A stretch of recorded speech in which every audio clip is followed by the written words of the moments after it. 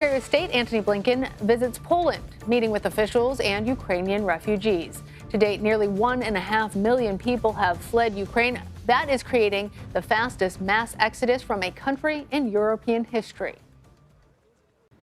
CBS News correspondent Christina Ruffini joins us now with more from Poland. Christina, you've been in the region since the invasion began now more than a week ago. So how are Polish officials dealing with helping the nearly 1.5 million refugees?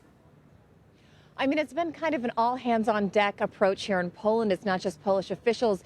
It's average people. It's taxi drivers. It's people who have a spare room to rent. It's people who have a car who are driving it to the border and offering to give people rides as far as Warsaw. And it's not just in Poland. I mean, we've seen people come from as far as Germany offering rides. Today, there were people from all over Europe at different refugee centers offering help.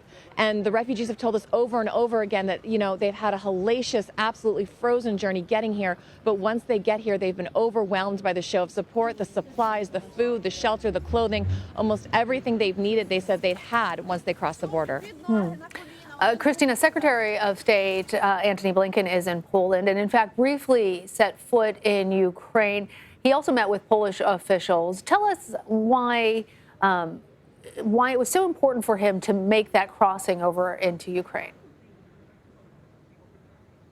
I mean, he said he's coming here at an absolutely critical time. He also met with the Polish foreign minister. And, you know, this visit to the border today was under very tight security because the Ukrainian foreign minister, Kuleba, was there with him. They met in a tent that's right next to these lines of refugees that we were watching all morning, mostly women and children. It was snowing. It was absolutely freezing on the border. They were out there waiting for hours and hours and hours to load onto these buses.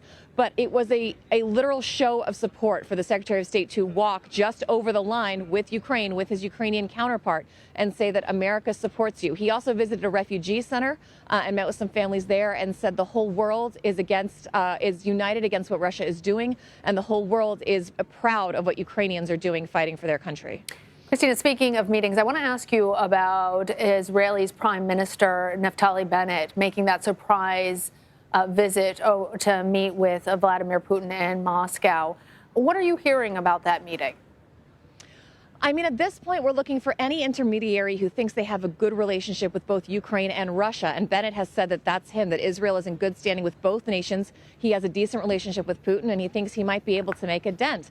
Now, I think a lot of people are hopeful this will happen. But, you know, we also saw this with French President Macron, where he went, he thought he was making some progress, and then he came back and said he thinks Putin is just determined to do what he's going to do. So the U.S. has said, diplomacy is an option. Ukraine has said we're willing to meet. We're willing to try diplomacy. The Russians have said they're willing to try diplomacy, but at the same time, they're going forward with this invasion. You know, Ukraine and Russia are meeting at the border of Belarus, but it's not clear what's going on, if any progress is being made. So I think, you know, the more the merrier. Any help is welcome, but it's unclear at this point what difference any one person is going to be able to make in the mind of a man who seems downright determined to do this, no matter what the consequences or no matter what the world opinion is of it.